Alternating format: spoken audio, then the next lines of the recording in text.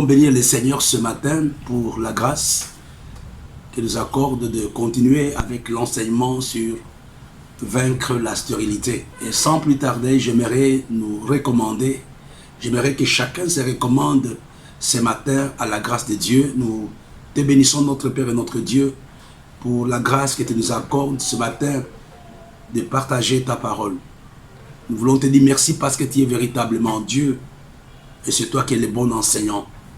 Nous te prions notre Père et notre Dieu, donne-nous la sagesse et surtout fais-nous la grâce de partager fidèlement ta parole. Dans ton nom nous avons ainsi prié. Amen. Je voudrais bénir Dieu pour la vie de son serviteur, le prophète Samuel, chez qui nous avons commencé le séminaire il y a de cela 2 jours. Et nous allons continuer avec ce séminaire que nous avons baptisé l'école de vainqueurs. Donc nous allons continuer avec ce séminaire jusque le dimanche. Et le lundi, ça sera la rencontre des leaders. Je bénis Dieu pour sa vie, pour son hospitalité et surtout pour l'équipe du protocole et de l'accueil. Ils nous ont logés dans de bonnes conditions. J'en profite pour saluer la communauté du Rocher à Douala. J'ai béni aussi Dieu pour la vie de son serviteur, le révérend Kamangate, qui nous a reçus à Yopougon. Lors de notre dernière classe, nous avons parlé de relever le défi de la stérilité et on avait vu beaucoup de points qui ont béni beaucoup de personnes. Mais ce matin, j'ai donné un sous-titre: la stérilité n'est pas une fatalité, tu peux la vaincre. Lors de la dernière classe, j'avais introduit 3 cas. J'avais parlé du cas d'Abraham, qui avait un type de stérilité. Le cas d'Abraham, c'était son incapacité. Il n'avait pas la capacité de procréer. Il ne pouvait pas donner la vie aux autres. Et beaucoup de personnes ont cette stérilité d'Abraham. Ils sont dans la foi, mais ils n'ont jamais amené une personne au Seigneur. Nous avons parlé de la stérilité d'Isaac. Lui avait hérité de son père Abraham. Depuis, et tout l'héritage d'Abraham, toutes les richesses d'Abraham revenaient automatiquement à Isaac. Mais malheureusement, Isaac n'a pas pu boire, dans un premier temps, l'eau du puits. Il fallait qu'il se batte, il fallait qu'il combatte, il fallait qu'il travaille, il fallait qu'il persévère jusqu'à ce qu'il puisse avoir l'eau de son puits. Et c'est là où il va baptiser un de ses puits, Robot. Dieu nous a mis au large. Et nous avions aussi parlé de la stérilité de Jacob. La stérilité de Jacob, c'était... Jacob avait 2 problèmes, de gros problèmes pour la transformation. Il fallait qu'il puisse passer à Péniel. C'est là il va combattre l'ange jusqu'à ce que l'ange puisse le briser. Et c'est après ça que Jacob va changer de nom, que Dieu va lui donner le nom d'Israël. Pourquoi je vous parle de cela? C'est pour un peu vous amener à comprendre les différents domaines dans lesquels vous pouvez vaincre, dans lesquels nous sommes stériles. Le cas d'Abraham, Abraham n'a pas pu procréer. Tu peux avoir un ministère qui ne donne pas vie. Tu peux avoir une vie qui ne se reproduit pas. Le cas d'Isaac, c'est être propriétaire d'un certain nombre de choses, mais incapable de jouir de cela. Et le cas de Jacob, il y a des gens qui sont dans l'église, mais qui sont pauvres au niveau du fruit de l'esprit, qui sont pauvres dans la transformation. Ils sont le même, ils ont le même nom, ils ont les mêmes attitudes depuis qu'ils sont entrés dans l'église. Si tu as une telle personne, sache que cette personne est une personne stérile. Il y a quelque chose que j'aimerais nous donner parce que je vais parler longuement d'Abraham.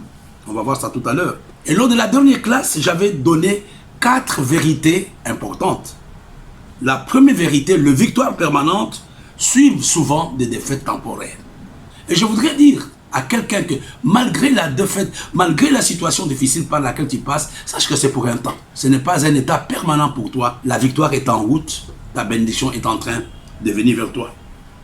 Et j'ai dit aussi que l'échec apparent est souvent une fondation sur laquelle Dieu va construire notre victoire. Quand nous voyons dans le livre de Genèse chapitre 15, tous les discours d'Abraham étaient un discours de défaite, étaient un discours d'échec. Mais c'est à partir de cela que Dieu va prendre Abraham, le faire sortir, lui montrer les étoiles, dire que telle sera ta postérité. Et la troisième chose qu'on avait vue, que les plans de Dieu ne sont pas toujours faciles. Malgré la promesse que Dieu avait faite à Abraham, malgré la grâce qu'Abraham avait, pour que la promesse que Dieu lui avait faite, que tu seras le père des multitudes, était une promesse qui est passée par beaucoup de tempêtes.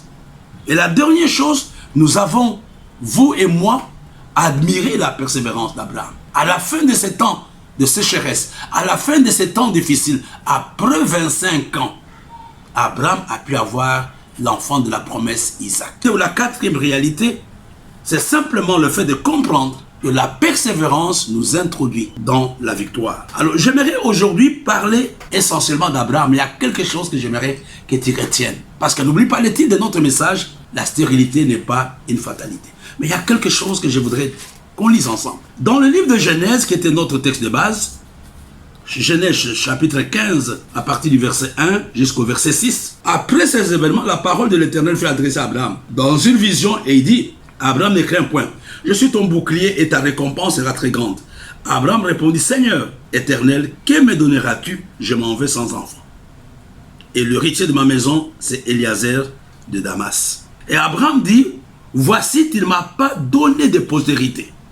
Et celui qui est né dans ma maison sera mon héritier. Alors la parole de l'Éternel lui fut adressée ainsi. Ce n'est pas lui qui sera ton héritier, mais c'est celui qui sortira de tes entrailles qui sera ton héritier. Après l'avoir conduit dehors, il dit, regarde vers le ciel et compte les étoiles, si tu peux le compter. Et il lui dit, telle sera ta postérité. Alors, regardons mes bien-aimés, il y a quelque chose que Dieu va travailler dans la vie d'Abraham. Qu'est-ce que Dieu avait travaillé dans la vie d'Abraham? Dieu va travailler la confiance dans la vie d'Abraham.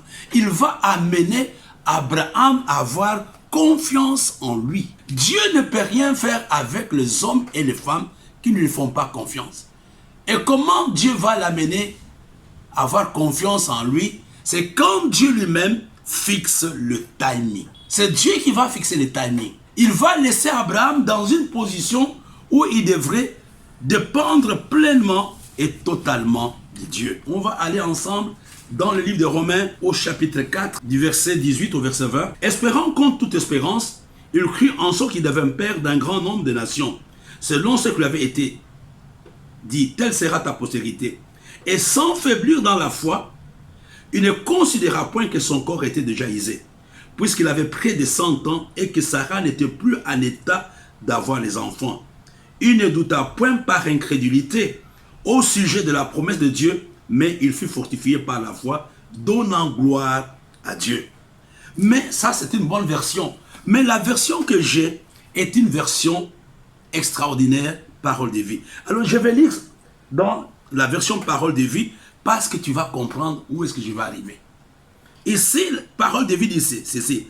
Alors que tout lui était interdit, tout lui interdisait d'espérer. Voilà. Tout lui interdisait d'espérer. Il a espéré et il a cru. Tout lui interdisait d'espérer, mais lui avait espéré et il avait cru. Ainsi, il est devenu le père d'une multitude de peuples, conformément à ce que Dieu lui avait dit. Ta descendance sera nombreuse. Ça, c'est le verset 18. Le verset 19 nous dit, il considéra que son corps était comme mort. Il avait presque 100 ans, et celui de sa femme qui ne pouvait plus donner la vie, et sa foi ne faiblit pas. Au contraire, loin de mettre en doute la promesse et de refuser de croire, il trouva sa force, ça j'aime bien, il trouva sa force dans la foi en reconnaissant la grandeur de Dieu. Tout lui interdisait d'espérer.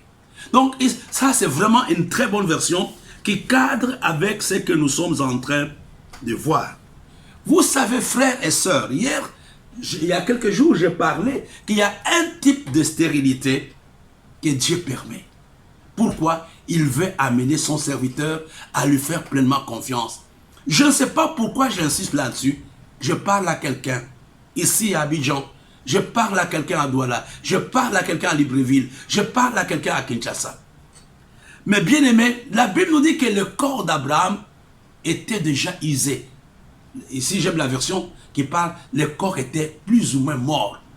Il était impuissant. Et sa femme avait déjà atteint la ménopause. Et la Bible nous dit que les choses qui étaient autour d'Abraham ne lui permettaient pas d'espérer. Mais Abraham n'a pas regardé à ces choses. Pourquoi je veux te parler? Il y a quelque chose que je voudrais dire à quelqu'un. Même ceux qui sont avec moi ici. Dans la vie, dans le ministère, il y a ce qu'on appelle le point zéro. Abraham avait atteint le point zéro. Le point zéro est un point où rien ne pousse, où tu n'as rien, tu es impuissant, tu es incapable, tu n'as plus rien à faire. Ce n'est pas l'homme qui part au point zéro. C'est Dieu qui t'amène. Tu n'as personne sur qui tu peux compter. Tu n'as pas de relation au gouvernement. Dans ton compte, il n'y a pas d'argent. C'était comme le cas d'Abraham. Mais au point zéro, il y a quelque chose de très important. Quand tu arrives au point zéro, le ministère peut connaître le point zéro. Vous faites tous vos efforts, mais vous n'avez pas de résultat. Tu essaies d'éduquer ton enfant, mais il tombe dans la rébellion. Tu essaies de faire le business, partout où tu investis, tout tombe. Au point zéro, le point zéro est un point stratégique. Le diable veut t'amener à l'adorer. Le diable veut t'amener à mettre ta foi en doute. Mais c'est aussi au point zéro où Dieu manifeste sa puissance. J'aimerais parler à quelqu'un qui est au point zéro. Dieu veut manifester sa puissance. Regardez, avant ce point zéro, Abraham avait pris des initiatives. Il va essayer de trouver une solution en prenant Agar comme femme. C'est comme toi, tu t'es battu à gauche, à droite. Tu t'es endetté, tu as investi dans tel domaine, mais il n'y a rien que tu récoltes. Dieu veut te donner une leçon. Dépendre de lui. Dépendre totalement de lui. Regarde l'argent, le capital que tu as pris. Tu as dit non, je vais m'en sortir. Aujourd'hui, cet argent n'existe plus. Regarde le technicien, tu as changé, tu as tellement fait des choses, mais jusque-là, tu n'as pas le résultat escompté. Ce n'est pas que le diable te combat. Dieu t'a amené au point zéro. Le point dans lequel, humainement parlant, tu ne peux pas t'en sortir. C'était le point dans lequel Abraham était arrivé. Mais il y a des choses que j'aimerais nous dire. Quand on est au point zéro, qu'est-ce qu'on doit faire? Peut-être la stérilité, peut-être le manque dans lequel tu te trouves ce matin est un point zéro. Est un endroit où Dieu lui-même t'a amené. Dieu veut qu'à un certain moment que tu te dises, entre tes mains, je m'abandonne. Je n'en peux plus. Je fais.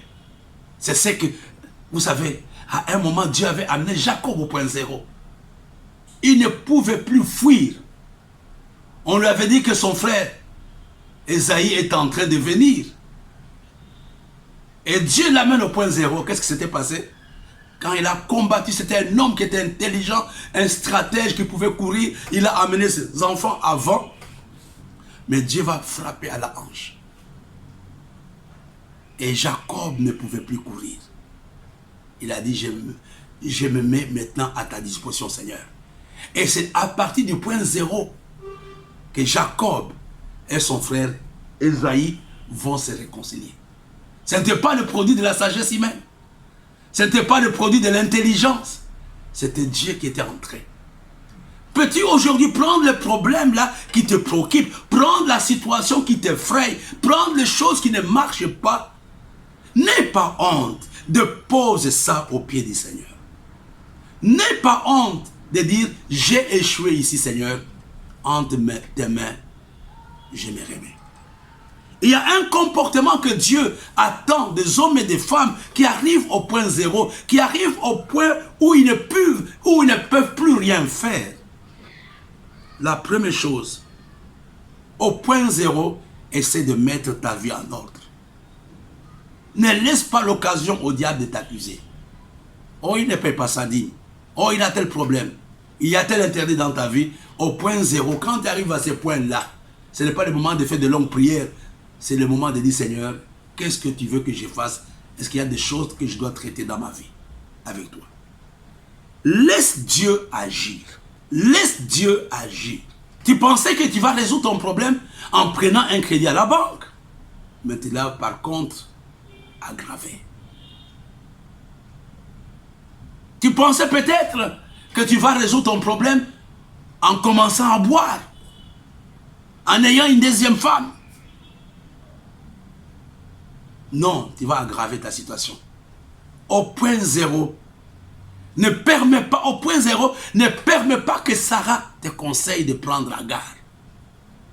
Tu es porteur de la promesse de Dieu. Écoute Dieu au point zéro. N'écoute pas le collaborateur. N'écoute pas ton épouse. Ne regarde pas aux circonstances. Ne regarde pas stratégie de la croissance de l'église. Stratégie pour avoir la paix. Écoute Dieu te parler. Laisse Dieu agir. Tu es un cas particulier. Alléluia. Je voudrais te dire qu'aucun de nous n'est indispensable, mais chacun de nous est irremplaçable. Je ne suis pas indispensable, mais je vous dis la vérité, il n'y aura pas un deuxième Maouit. Je ne suis pas indispensable, mais je ne suis pas remplaçable. Il y a 4 petits points que j'aimerais te donner. Le premier point, n'essaie pas de tout faire toi-même. Et des fois, quand les choses sont difficiles, nous essayons de mettre en place des stratégies et nous mettons Dieu de côté. C'était l'erreur qu'Abraham avait commise. En écoutant les conseils de Sarah, en épousant une deuxième femme, il n'avait pas réglé les problèmes. Jusqu'aujourd'hui, l'erreur d'Abraham, nous payons cela. Au point 0, ne vous inquiétez pas, ne vous irritez pas et surtout ne vous plaignez pas. Moi, le premier. Plus tu te plains, plus tu aggraves ta situation. Au point 0, remets tout entre les mains de Dieu. Compte sur lui parce qu'il ne peut pas te décevoir. Au point 0, je dis, il faut mettre sa vie en ordre. Au point 0, qu'est-ce qu'il faut faire? Il faut prier pour demander la direction de Dieu. Parce que nous voyons que à un certain moment de doute d'Abraham, Dieu a donné une direction à Abraham. Il le prend, il lui montre les étoiles. Je sais qu'aujourd'hui, la chose là, tu ne l'aimes pas. Je vais te parler de la direction. Regarde, un jour, notre papa a connu l'échec dans la pêche. C'était Pierre. Il a pêché toute la nuit, il n'a pas eu de poisson. C'était un échec. Et le matin, Pierre n'a pas jeté le filet. Pierre a commencé à laver le filet. Et Jésus apparaît. Et Jésus lui dit, écoute, donne-moi ta pirogue, je vais prêcher. Pierre fait ça. Et à la fin, qu'est-ce que Jésus avait fait pour vaincre la stérilité de Pierre? C'était la direction divine. Il dit, jette ton filet dans les eaux profondes. Et tu t'es déjà arrêté au moins un seul week-end. Demander à Dieu que dans cette situation, comment veux-tu que j'évangélise? Dans cette situation, comment veux-tu que j'éduque mes enfants? Dans cette situation, qu'est-ce que tu attends de moi? Au point 0, prie et demande la direction de Dieu. Le 4e point, au point 0, prie pour avoir la paix intérieure. Sois calme. Quand tu es au point 0, ne t'agite pas. C'est dans le calme et la confiance que sera votre force. Au point 0, évitez tous les agents de découragement. Saturez votre vie par la foi. Et je vais terminer. Au point 0, il faut te souvenir que Dieu a toujours une solution à n'importe quel problème. Voilà mes frères et sœurs, la pensée de ce matin. La stérilité n'est pas une fatalité. J'ai illustré cela avec l'exemple d'Abraham. Et lors de notre prochaine séance, nous allons continuer avec la même pensée. Ça a été un plaisir d'être avec vous. Que Dieu vous bénisse et Dieu vous garde. Et que cette parole vous aide à sortir victorieux de votre point 0. Amen. You fill my heart